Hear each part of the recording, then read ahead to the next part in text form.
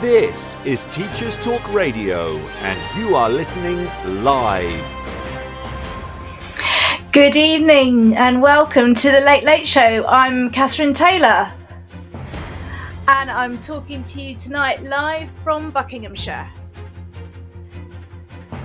I'm very pleased tonight to have Liam Selsby joining me on the line very shortly. Liam will be talking about his experiences of surviving the early career framework. This is Teachers Talk Radio, and you are listening live.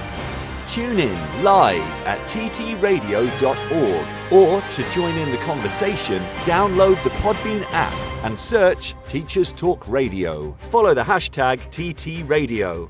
Tune in, talk it out with Teachers Talk Radio.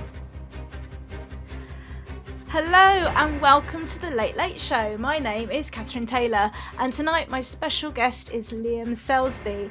I'll be chatting to Liam about his experiences of the early career framework and how he has navigated the challenges. This show is brought to you in partnership And how he has navigated the challenges of this and the benefits to his practice.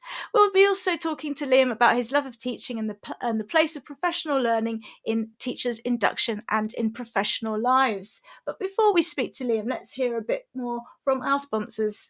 with John Catt Educational, publishing professional development books and resources to support great teaching and learning in schools around the world. Have you checked out their latest releases? Use the code JCTTR2324 for 20% off your order. Don't miss out. Visit johncattbookshop.com to explore their full range of titles and advance your own professional development today. Happy reading.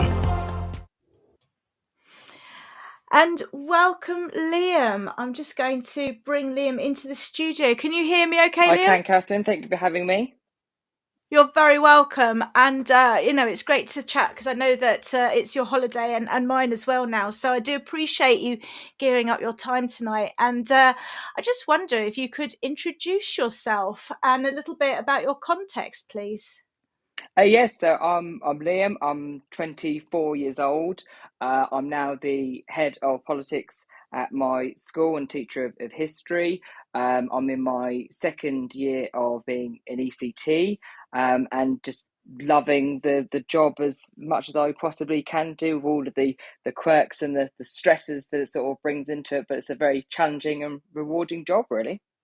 Thank you. And just to anyone who's listening in, remember if you are listening in live and would like to join us, either to post questions in the chat for Liam to answer, or if you'd like to call in and speak to us, then please do download the Podbean app and visit ttradio.org and click listen live on the homepage. And this will take you directly to the show.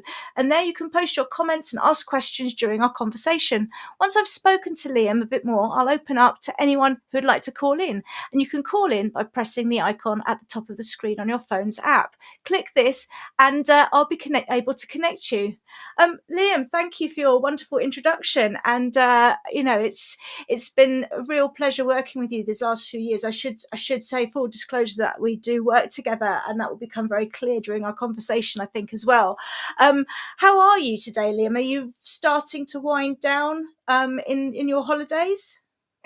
Somewhat, yeah. I'm a bit of a workaholic most of the time, to be fair, and I do tutor on a regular basis as well. Mm-hmm. So I've come off a couple hours ago actually tutoring for 2 hours today, and then a little bit more. So I wind down when I can, but yeah, finally getting there.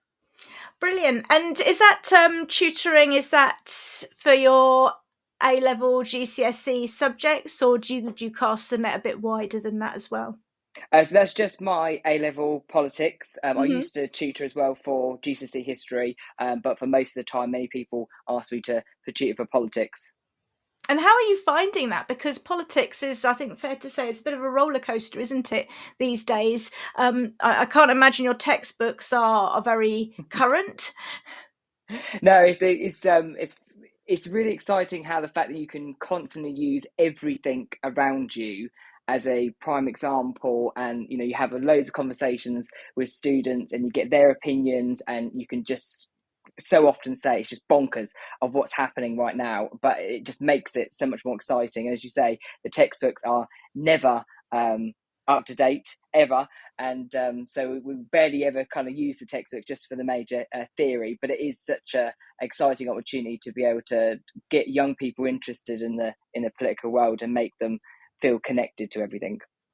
And I know, because I've seen you teach politics, and I've got to say, if you're listening, Liam really does come alive when he's teaching politics. It's an absolute pleasure to watch.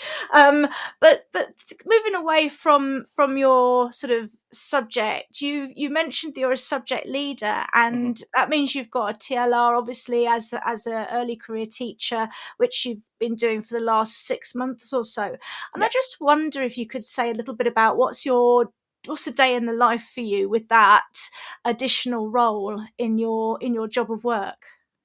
I think the biggest difference I noticed is now having to kind of maneuver with other staff members in a bit more of a even higher capacity in terms of the professional roles. So, having to make the decisions of now deciding kind of like the curriculum mapping and making sure that we can justify that, now having to think much more widely of Ofsted, which beforehand I know that every ordinary teacher needs to unfortunately have to consider at some point in their career. But from this perspective, now having to justify why we are making the decisions that we are doing, how we're mapping out the entire curriculum, making sure that all staff members are kind of following the departmental policies. So it's been quite strange to have that added perspective on, but also from a, I guess, more of a personal point, only being 24 years old, it's also then having to grapple and somehow almost justify that I am good almost to be in this position against other staff members who are very much more experienced than what I have. And within our department, the former head of the department is still in there, and she just decided that she didn't want to do the role anymore. And so that's been quite a little bit of a challenge to grapple with, exactly, almost feeling on a personal level, am I the right person for this? How can I equate to the staff members, and knowing that if I have all of these ideas, like when I first came on into the role, my idea was to try and sort of slightly change up how we did a topic.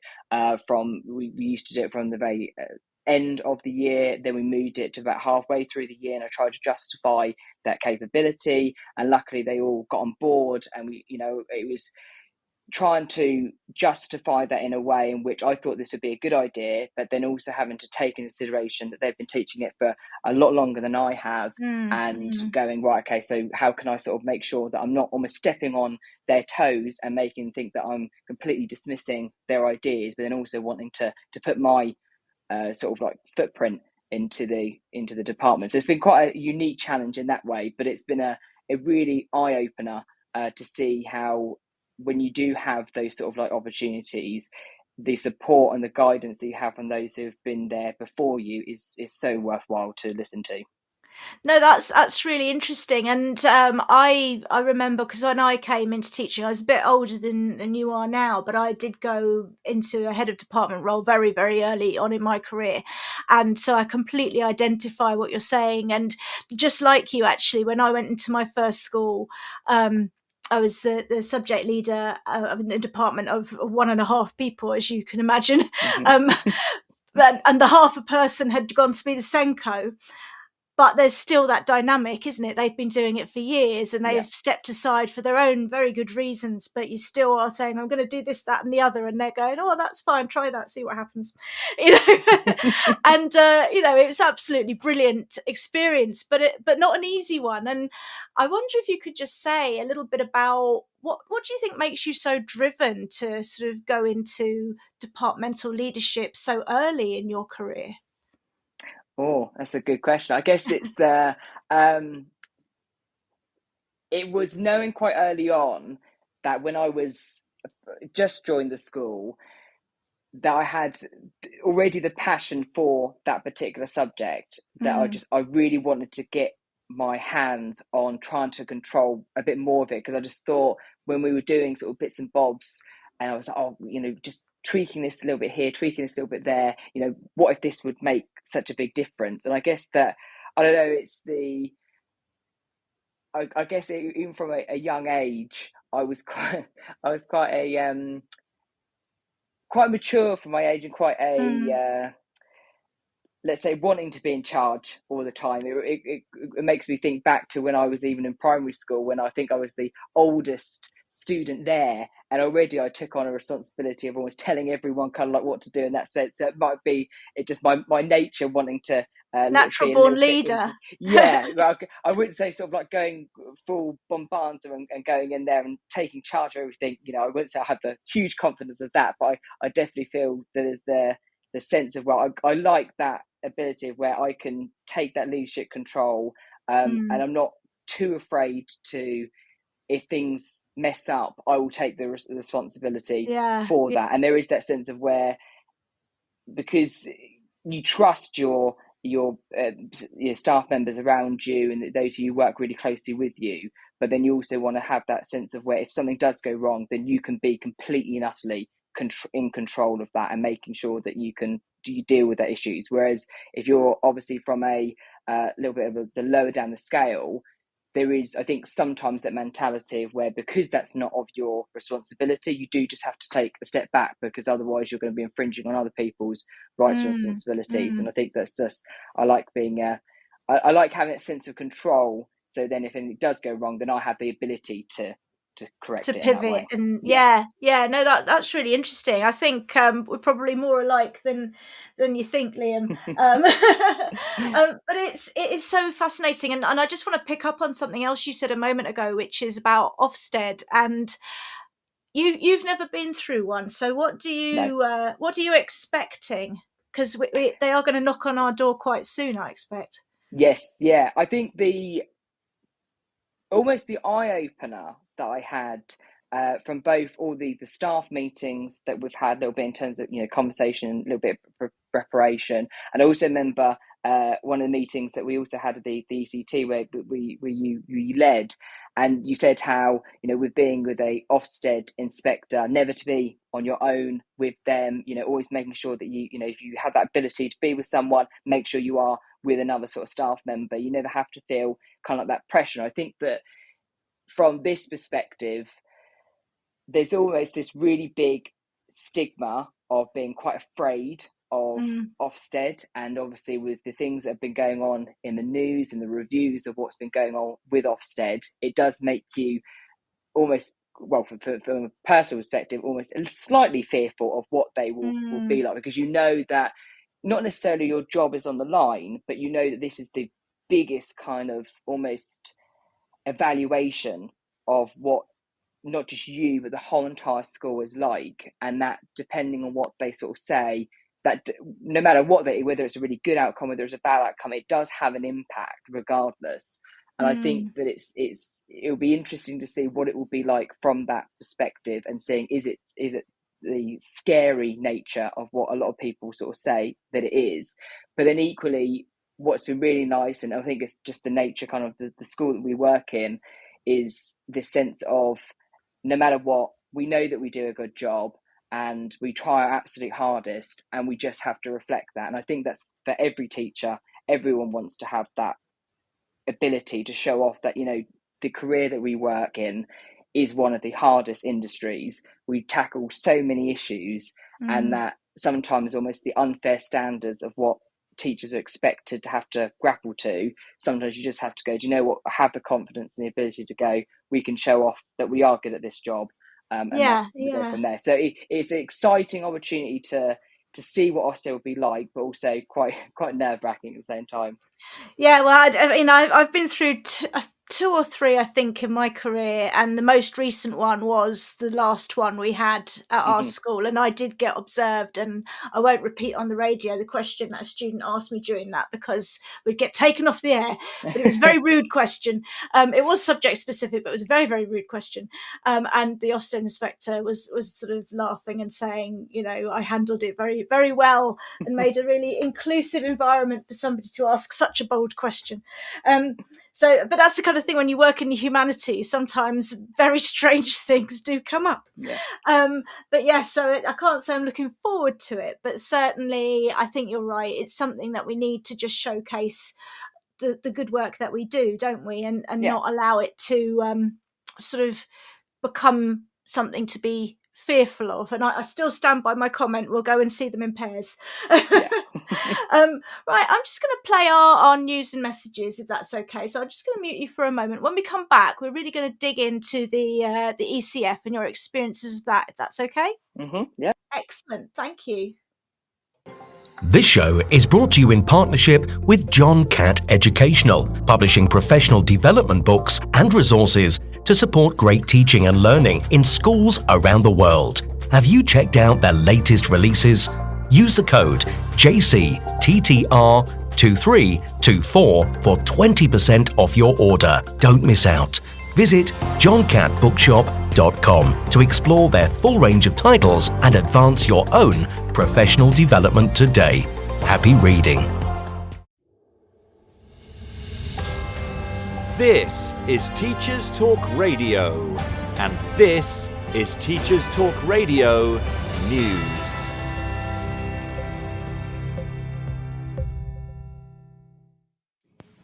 Behaviour in schools has dominated the headlines lately and been the subject of the latest school holiday social media debate.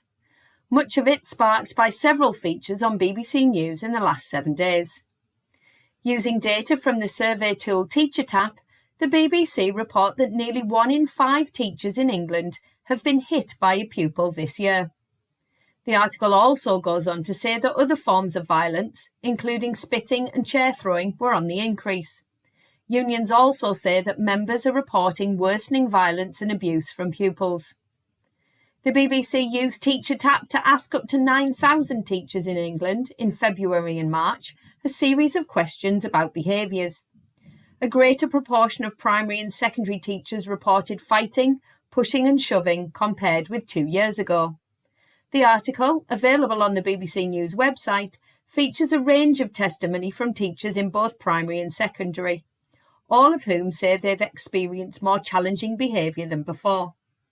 Dr Pat Roach, General Secretary of the NASUWT Union, says teachers are reporting violence and abuse which he links to cuts to specialist behaviour and mental health services, which mean teachers are doing their best to fill the gaps. The Department for Education responded by saying decisive action is being taken to improve pupil behaviour, and a spokesperson added it had doubled its mental health and wellbeing scheme for head teachers. 1 in 5 respondents to the survey also said they'd experienced online abuse from parents. A similar number said they'd experienced verbal abuse, although the Head Teachers Union, NAHT, says this is from a minority of parents. The NASUWT also comments on the need for urgent guidance on restraining pupils as teachers put themselves under considerable risk of personal assault in Scottish schools. The union has accused the Scottish Government of a complete abdication of responsibility over the lack of a national strategy on the restraint of pupils during classroom violence. The Scottish Government said restraint should be a last resort, but a pledge to publish more concrete guidance by 2023 was not met. At the recent NASUWT conference, Scottish teachers argue their safety and careers are on the line, as statistics showed 4 in 10 Scottish teachers reported experiencing violence or physical abuse in the last 12 months. In contrast, The Guardian features a report on schools in Estonia, calling them the best schools in Europe. The country, small and relatively poor compared with most of the EU, ranks best in Europe in PISA rankings. Its teachers are highly educated and the focus is on social and personal skills as well as academic learning. The curriculum is packed with wide-ranging subjects including robotics, music and the arts. Estonian educationalists say their success is partly thanks to the country's mix of history and geography, as they have the Swedes, Danes, Russians, Germans, basically a lot of people coming and going. If Estonians wanted to survive, then they had to be smart. Universal free school meals are essential to equality. Kindergarten is heavily subsidised and almost all children attend. Both mean that by the time pupils start school at 7, disadvantages are not as entrenched. Schools also have autonomy and digital skills are incorporated across the curriculum. Pastoral care also takes what is described as a more nurturing approach. It's common to take children out and teach them in a small group, and most schools have a psychologist and counsellor. To progress into upper secondary, the equivalent of sixth form, students take just 3 exams: Maths, Estonian, and a subject of their choice. But you also have to pass class tests. Despite all the positives, Estonia also faces issues with workload and recruitment. Teachers need a master's degree, and the pay is comparatively low. Earlier this year, Estonia's teachers went on strike for the first time in many years. Full details of the article can be found online. Finally, in South Africa, 4 private colleges have been ordered to close, leaving thousands of students in limbo. According to ministers, the school had fabricated exam results and had failed to submit audited financial statements for almost 4 years. The colleges were owned by Educor, who run educational institutions on more than 60 campuses in South Africa and internationally. The colleges have until the end of the year to cease operation.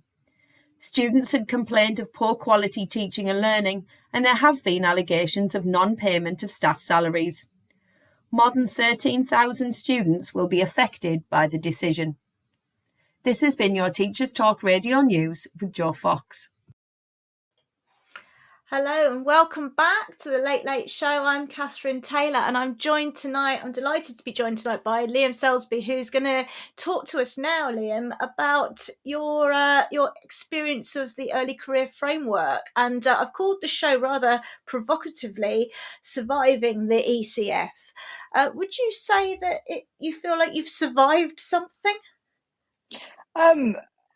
Yeah, I think I guess it's surviving and pushing through the different challenges. So yeah, I guess surviving would be quite a good way to say it. Yeah.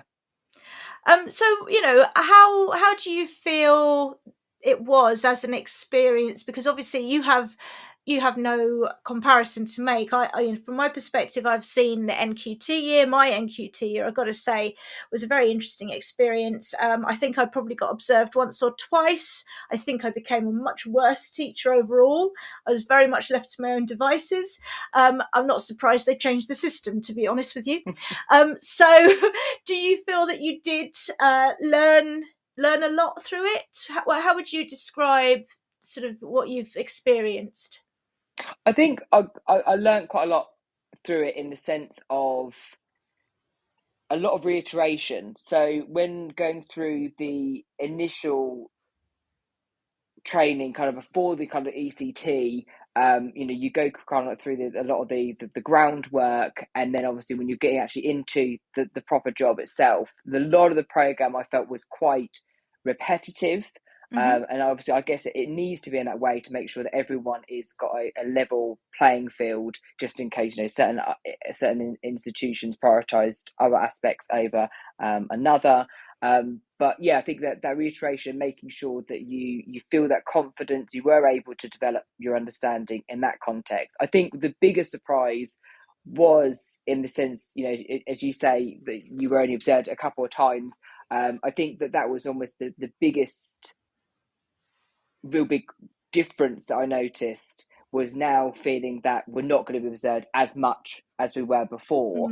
And I think that was arguably the scariest point, because now you're almost being completely not left to your own devices. But I think the biggest thing that I found quite nerve-wracking is now, okay, so they're relying on me to do a good job, and that if I'm not doing a good job, it's a lot of me to then think and evaluate and be quite analytical.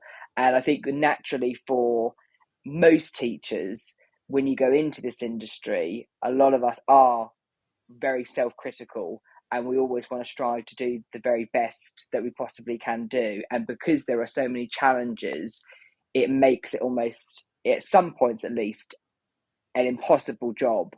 And I think that was the biggest thing that I have learned, particularly through this program, is that it is okay to be really critical. It's really good to be evaluative, but at the same time, you can give yourself a breather and go, do you know what, you're still learning, and that actually, no matter what point you are in your career, there are always bad days where that lesson has not gone right, and there will be lovely lessons that have been absolutely amazing and you didn't think that they would go right at all because you thought it was probably the most boring lesson ever, but that actually worked and the students learned everything and it was all really good. And so sometimes it's just to give yourself that ability to go, do you know what, you don't need to be perfect. And I think that's the biggest takeaway that I had in terms of surviving that, is knowing that you don't have to be this perfect godforsaken figure in front of 31, 32 beaming eyes up at you and trying, you know, to tackle their future, you know, because we are all human, and that we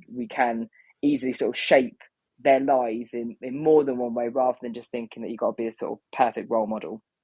Yeah, I mean, I think, you know, that the idea that, you know, you might you ruin a year seven's life chances because you know, haven't quite done one kind of lesson in history lesson perfectly, you know, but it's hard, isn't it? Because we do want to bring our best self to work. We do, you know, we don't wake up in the morning and say, do you know what, I'm just going to do a rubbish job today. We don't think like that. We want to do our best, and it's hard work. And you know, one of the things I've noticed, and I don't know if you agree with this, is if you kind of give an analogy of someone who goes to the gym and they're doing like their leg day every day, you know, they're like working really hard on getting muscular legs and really doing all of the things you do to get muscular legs. And then someone comes in and criticizes your arms, and you're like, but I've worked really hard on my legs. It's hard to take. And I wonder, actually, because there's this particular reason I wanted to talk to you about this, is because you had, I believe, a quite unsettling experience with somebody who observed you, who's not a million miles away from here, and that was me. And I wanted to talk to you about what happened, because after that observation, I gave you some feedback, and then you came back to me. And I wonder if we could have, in your own words, what happened, and how did you feel, and how did we together sort of move on from that? So I think, because quite a while ago, I think now. Yeah, it was last You summer, know, wasn't it? yeah, and I think from what I can recall from it, it was, I think, a lesson that I think I personally felt was okay. I wasn't too happy with exactly how it had gone, but I thought that, you know, the main core parts of it were sufficient enough for exactly what I wanted to Because you'd happen. done some group work, hadn't you? And you'd Yes, yeah. yeah. And I think that, you know, even from within that lesson, I'd noticed that, I think from one of the comments that I think both of us sort of picked up on, was I manoeuvred the tables around and they were far too close from that. And I didn't sort of like think, you know, in terms of the planning process of that would have that much of an impact, but it definitely did in terms of some of the concentrations. And again, so all of those bits didn't go exactly so well, but some of the aspects were still all good. And then I think because of that, then having the feedback on those particular areas, and then almost not in a way feeling that there was a huge amount of positives, I think then that was like, okay, so I'm awful in that sense. I think that was my immediate reaction in terms of that. And as I said, you know, earlier, I'm quite a very highly critical person of myself from there. So I do think, on that perspective, I have come from, you know, many other different experiences, you know, outside kind of teaching, where whenever I do get the minutest amount of criticism, I do sort of like go a bit berserk, and I go, oh my God, you know, it's kind of like not the end of the world, but certainly it's much bigger deal than what when looking back on it now, thinking, you know, God, it really wasn't that much of a bigger deal. But I think from in that particular moment, in combination, not feeling it was the very best lesson, also kind of having those little bits then picked up in terms of that, it just deflated slightly in terms of my then confidence of thinking, am I actually doing a good job? But when I was then able to email you and then have like follow up in terms of that, which, you know, really appreciated, on being able to have that kind of like follow up from there, and, you know, we're able to sit down and then we're able to actually talk out some more, and actually have that come to that recognition that there were really good aspects of the lesson. and it was those parts where just picking up would then improved it even better, rather than sort of treating it in this way of that, oh, these are just all the negatives. It was more like, these are just the slight areas of improvement, not in terms of like it was an awful lesson and that it necessarily didn't do anything. It was just, these are just the slight tweaks that's going to make this going from like a good lesson to an even greater lesson. That just was able to fill me up with so much more confidence in my teaching ability because of that one-on-one conversation. And I guess that if we were then to breach that into the overall ECT program as well, I think that's one area that I've always felt needs to be slightly improved on, is not in terms of how it's implemented with the mentors and the tutors, but having a much greater emphasis on having those almost like one-on-one conversations with someone who's more experienced, and having them go, do you know what, I had an exact lesson like this so and so years ago, months ago, maybe a couple of days ago, and this is how I felt, and so I know what you're kind of feeling right now. I know kind of like your downtrodden idea of, you know, that you don't think you're kind of the best, because I've been there, I've done that, but this is how I kind of overcome it. And I just, for me, that's the best way that I feel that I can progress, is by having those one-on-one conversations with, you know, experienced teachers like yourself, and being able to almost have that confidence that you are doing a good job. And so that, I think that's how we were able to really overcome that and create an even more positive working relationship, you know, that we have now. No, that's really brilliant, and I did feel really, really guilty about when that happened, because from my perspective, I watched it and I did notice, as you said, that, you know, the way the furniture was arranged, and it had an impact on the behaviour, but it was a solid lesson, you know. And one of the things that I hadn't really appreciated is, because I walked away from our first meeting thinking I didn't actually have to say too much, because what I was really pleased with was how you told me all the things that hadn't quite gone right. I didn't even have to tell you what they were. And so I thought, oh, he's really self-aware. How brilliant. I don't have to tell him. You know, he already knows all the things. And I went, yeah, I'm really pleased that you've been so reflective. And off I went, going, oh, job done. Well done, me. You know, and then to realise that you'd kind of gone home and wrung your hands about it, I was like, oh my god, I didn't mean that. No. Because from my point of view, to observe somebody and have to point those things out when they haven't noticed that they were a problem, that to me is so much more worrying. Do you know what I mean? And you're thinking, they haven't noticed that there's paper airplanes flying and the kids are stealing it. They haven't noticed, and you've got to let them know. So it was a really interesting experience for me, and an important one, I think, because it's very easy to look for the you know, the tweaks that can be made, and frame it in that positive way. Oh, I'm going to tweak this and it's just going to go from being good to being, you know, very good or outstanding or whatever label we want to put on it. But actually you forget to, you know, gild the lily, I suppose. You forget that the person who you're talking to might be feeling a bit vulnerable. They, you know, if you've already know something's not gone exactly how you planned, you probably already, you know, doing a lot of the heavy lifting yourself for that sort of self-criticism.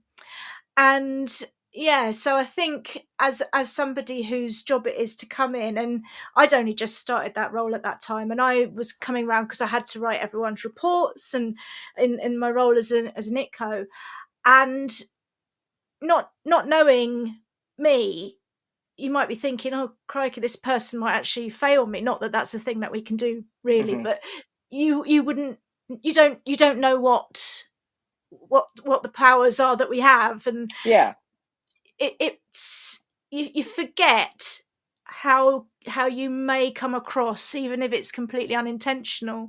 So it was a really important moment for me, actually, in terms of sort of realizing my position and how I need to make sure that I take extra time to do the building up as well as not the knocking down, but the tweaking. So yeah, it was really, really important, I think. So thank you for that. Well, thank you. I think it's, it was a really big learning curve for myself, because I think that has, since that stage, it made me also kind of reevaluate every other little bit of feedback that I get from other staff members, because working, as subject lead in one sense, and then obviously working as one of the only other full-time members in our history department, our subject lead for history, would come down much more regularly, because she's also new in the role, and when she was then sort of like picking up on the conversations, the little areas of the tweaks that I could do on that front, I think, and also from the other staff members that would come and see me, I think then rather than focusing so much on, oh God, if they're going to pick this up in terms of this, I need to be rude, downtrodden in terms of that.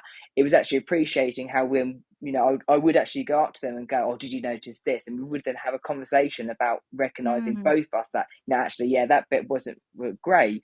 But then we would have more of an elaborate conversation. Okay, so how would we then necessarily kind of try and tackle and deal with that? And I know that in the more recent conversations that we've also had, and the other observations that you've done in my lessons, we've also had those conversations, where we boost up a lot more on that, on these, these new ideas, and you've given me some ideas to try and implement and tackle, and that has been, the biggest takeaway, I think, for me, is that whilst I recognise and evaluate and be that critical individual, it's then having those conversations where we can be really open and explore how do we then kind of overcome that and move forward on that, and not just focusing just on the issues. Because I think one of the biggest things that, from, even though being quite still early on in the career, but even from this point now, I've come to appreciate that sometimes you just have to walk away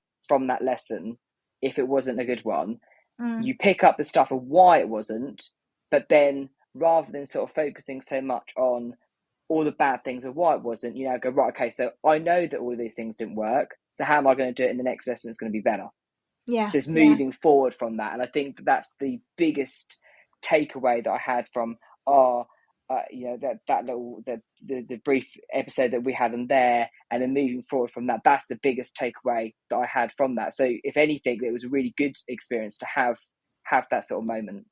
Well, thank you. And it's one of those things, we're all learning all the time, and I mean, I've had a lot of observations over the years, and some of the feedback has been really useful and some of it has been less useful. And you do, because of the way that we are in teaching, and we've got this kind of high stakes threat, haven't we, for want of a better word, this Ofsted looming over us. Yeah. How, there are public consequences for the judgments, and they shouldn't come down to individual teachers, but we all carry the weight of the world, don't we? And it's really hard to reconcile that with developmental coaching conversations, which is what we ought to be doing. And I think because it's been like that in education for such a long, long time, the more experienced teachers have really taken that to heart. And it's really hard, to not be defensive when you receive sort of developmental feedback, because, as I say, you've worked really hard and you're tired, so you're sensitive to it.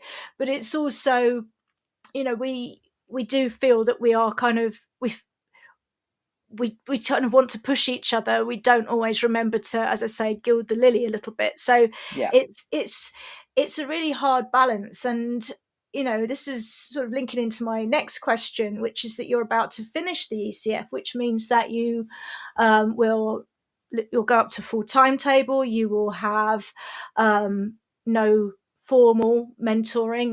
That fortnightly hour will be taken away. I mean, obviously you'll be surrounded by people who you can ask for help, but you won't have me or anyone else coming in once a term to observe you. You won't have the reports in that way. You'll have your performance management, but it's, drop-ins and so on, but it won't be the same. And I wonder, are you looking forward to that time, or do you think that actually you would want not to continue the ECF, but to continue with that supportive coaching framework? What are your thoughts on what happens next?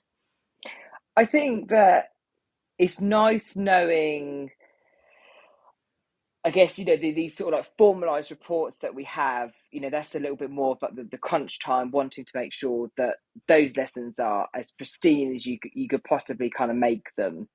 And I guess on that side of things, you can quieten down on that one. But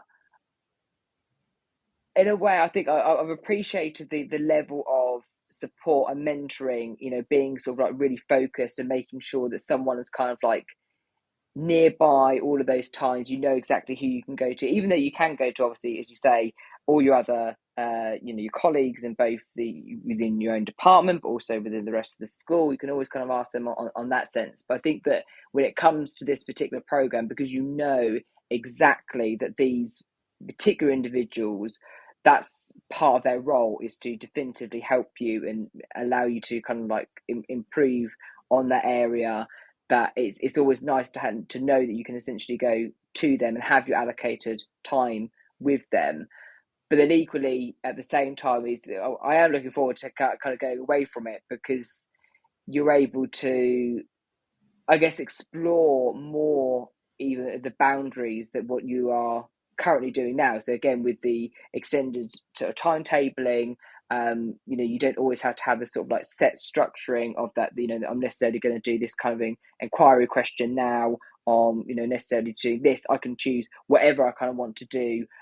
Sort of like for this kind of year group, and then sort of this year group. So you feel this sort of greater sense of control in that way, which is quite nice. But I guess the rest of it, so that different managing of having all of these online sessions, study sessions, and so forth, and everything like that. Don't talk to me about the online ones. Oh no, they were an interesting experience to Yeah, I think that's where I think that's the only part that I can sort of almost criticize of this sort of like system, is that, and I guess I think it's also because obviously it's fairly new on it in its transfer from being NQT to an ECT. I know that there's been a really big emphasis on making sure that we don't have the additional workload, and making sure we need to kind of prove that we've kind of done all of this. But when it comes to particularly online courses, from a personal perspective, I always love the fact of when, as I said previously, if I have a more experienced teacher, regardless of what subject they are doing, but if they're able to tell me, what they've done in this situation, or they've encountered this problem, and we have much more of like a one-on-one conversation in terms of that, rather than having an online course that goes through perhaps a primary school example and you're a secondary school teacher, which you'll get a little bit of value out of that, but you won't get the huge sort of benefit from it. It's that kind of more personal catering. That's what I would have loved to see slightly more of. But I know that when you've got that sort of nationwide program, it's really difficult to be able to do, because unfortunately, because of all the different strains on different schools, you don't always have that ability to have that sort of like access to have even though you're allocated those particular sort of hours. I know from having conversations with people that we've had, in meetings, when we've had more face-to-face sessions, that in terms of where they've not been able to always have that, or the different strains in terms of the different things that happen in terms of schools, they may have had to miss their session that sort of week. So I mean, like parents' evenings and concerts, and yeah, exactly. So it's not always something that can happen in every sort of school. But I guess it's almost giving in some sense, an autonomy to those mentors, because I know that for the conversations I've had with myself and with my mentor, while we base a lot of our conversations around what we've been sort of set for that particular week, a lot of it would then sort of start catering off and going, actually, I found this really problematic. Can you help me kind of like with this? And I guess that is the part of the, the process, and what that time is also allocated for. But it's also giving a little bit more of that weight within part of that program, and really emphasizing that within the actual schedule itself. That would be the sort of main takeaway that I'd have from it.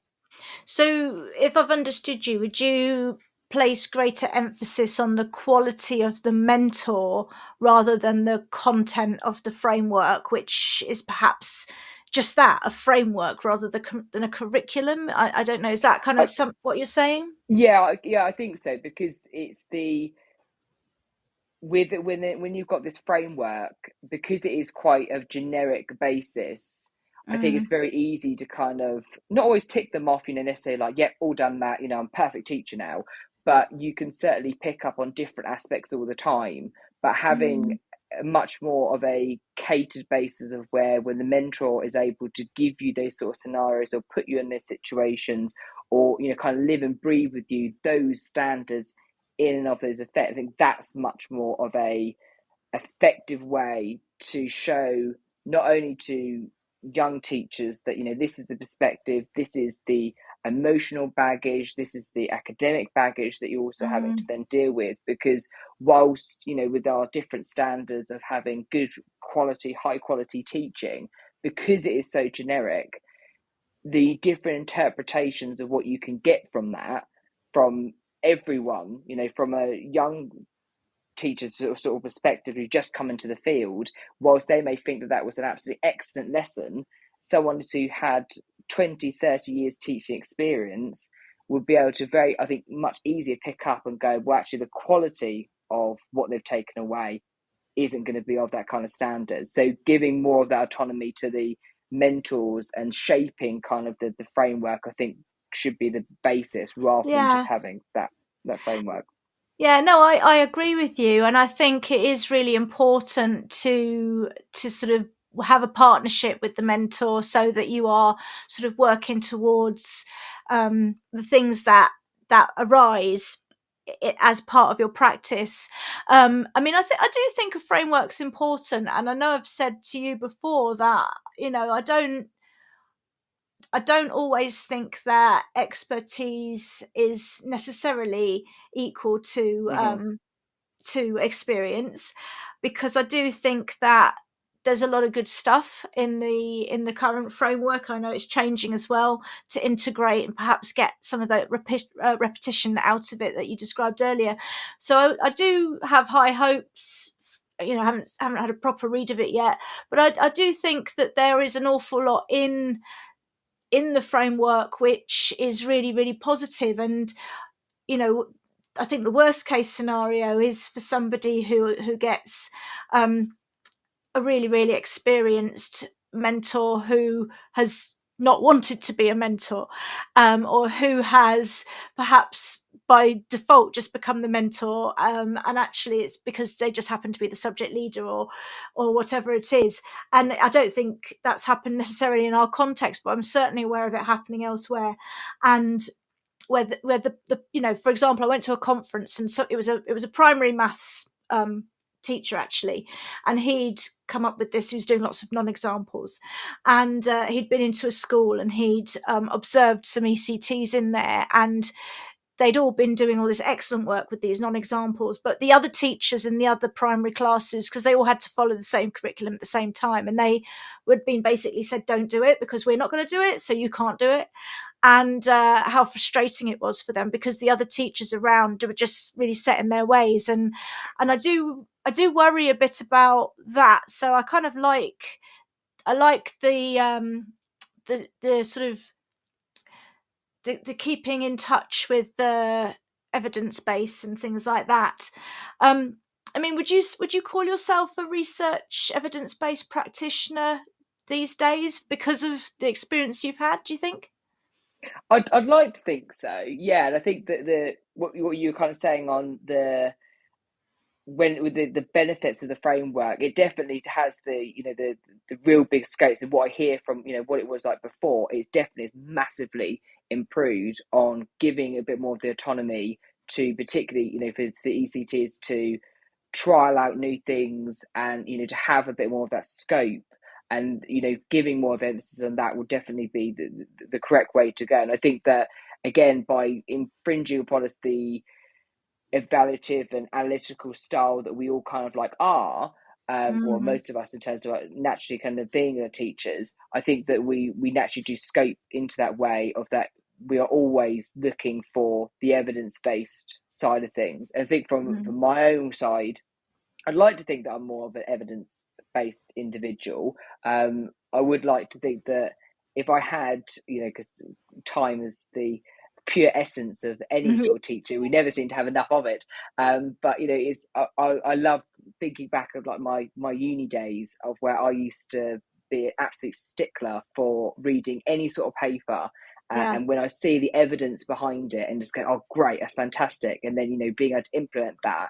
And I remember when going through the teacher training and having to read through different articles in that way, and the education endowment toolkit, and going through there and looking at the evidence based on there. I love thinking that because there's evidence behind it, I'll try that out and see for myself. And I'm always quite critical of knowing that just because it's been put down on paper, necessarily that's not going to be absolutely the thing that's going to work in your classroom. But I think that it's the combination of that, of appreciating where the research behind it, because it said on that side of things, definitely implementing it in there, but then also being a bit more of an evidence base in your own classroom as well. And I think that that's where I've tried to find more of a balance between the two, because I think the thing that you're also touching upon, where perhaps those really experienced teachers who've been going for many years, when they've done something for so long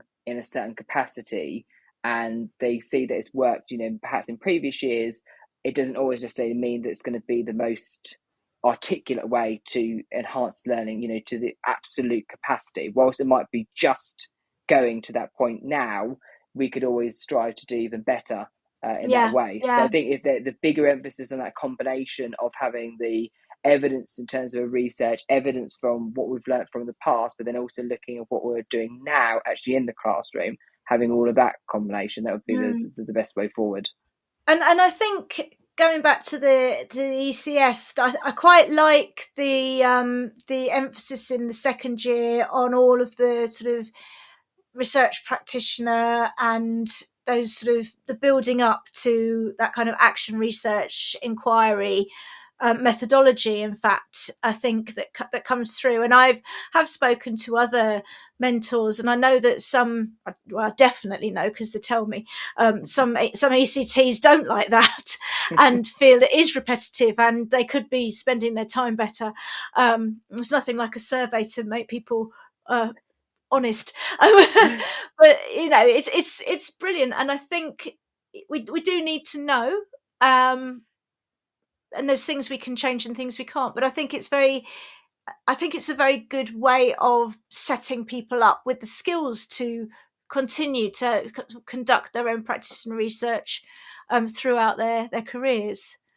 Yeah, I definitely agree with you there, because I've done with my inquiry, a lot of it has been in terms of modelling, and that was the biggest thing I took away from myself, because it started off with this idea of almost which sort of strategy could I really implement in a way that's going to be the best way. Because I noticed that when I was doing all this sort of modelling for the students, and it was also picked up by my mentor, and the fact that I think she said, I think you're doing a little bit too much for them, get them to do a lot of the work. It probably also favours, because sometimes I do find that I love the sound of my own voice when I teach.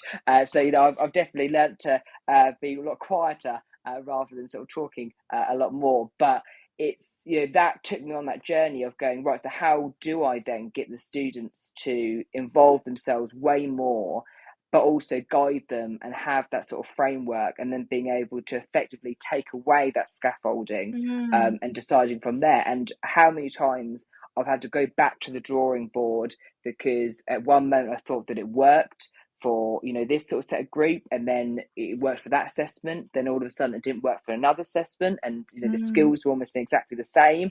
And you know, it was just being able to keep touching on that and building on those blocks over time that has been really valuable and useful to do.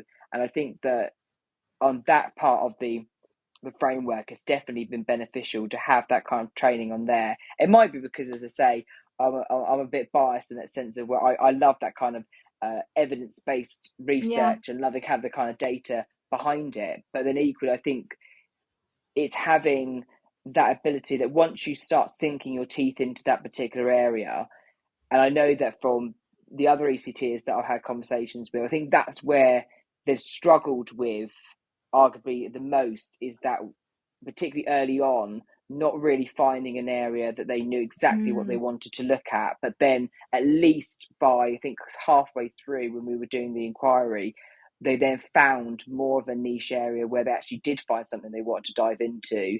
That's when they were able to sink their teeth into it a lot more. So I think that it's really nice that it's having that whole entire year and that time frame to be able to explore those different aspects. And then you can also explore how you are as a ordinary teacher, in knowing that, again, as we touched upon right at the very beginning of this, and in terms of my own reflection of knowing that I can be critical, but then I don't need to treat it in a way that the world is going to cave in because it hasn't worked. I can just move on and, you know, take the things that I've really learned that's beneficial from that and implement them in a more positive light elsewhere. No, that's really brilliant, and I'm so pleased that that's what you've taken away from it, because I think actually that's the intention. So thank you for that. Just before we finish, we've got about 3 or 4 minutes. I'm just going to play our messages one more time, and then we'll just pick up Liam. And if you while the message is playing, if you could just think of one thing you'd hope to see in your next year in education, and we'll finish with that if that's okay. This show is brought to you in partnership with John Catt Educational, publishing professional development books and resources to support great teaching and learning in schools around the world. Have you checked out their latest releases? Use the code JCTTR2324 for 20% off your order. Don't miss out. Visit johncattbookshop.com to explore their full range of titles and advance your own professional development today. Happy reading. Right, so we're nearly at the end of our hour, Liam, and before I played our advert there, I just gave you a little challenge, which is to think about one thing you'd like to see or change going ahead into your next year in your profession as an educator, and I wonder what you've thought of. I think that the biggest thing that came to light is not being afraid to get the kids to do way more work than I'm doing.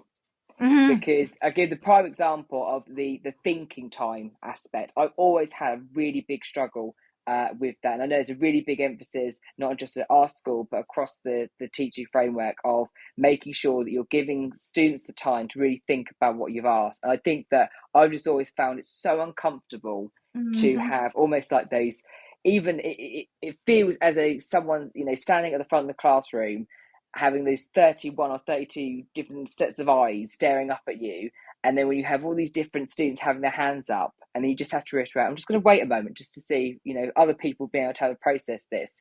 But it's just, for me, so unnerving to have that. But I know that is a valuable time to give them the autonomy behind it. So I think that's the biggest thing that I really want to see sort of moving forward on an own personal perspective, is being able to take a step back, giving them the opportunity to dive in a bit more to the work and then sort of challenge themselves. And then I can sort of like step in when required at the end.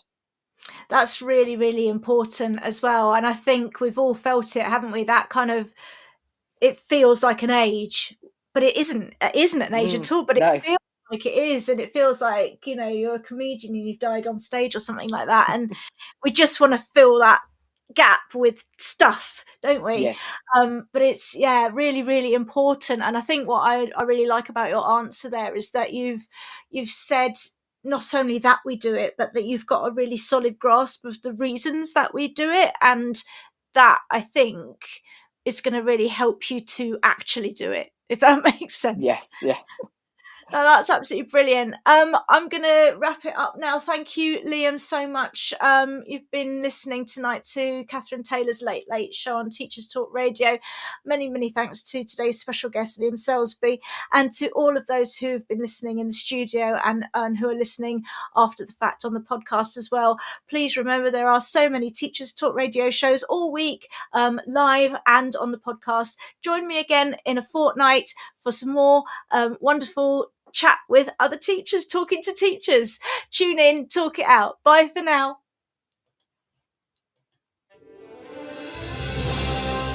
You've been listening to Teachers Talk Radio. Tune in live and listen back at ttradio.org. We look forward to hearing from you next time on Teachers Talk Radio.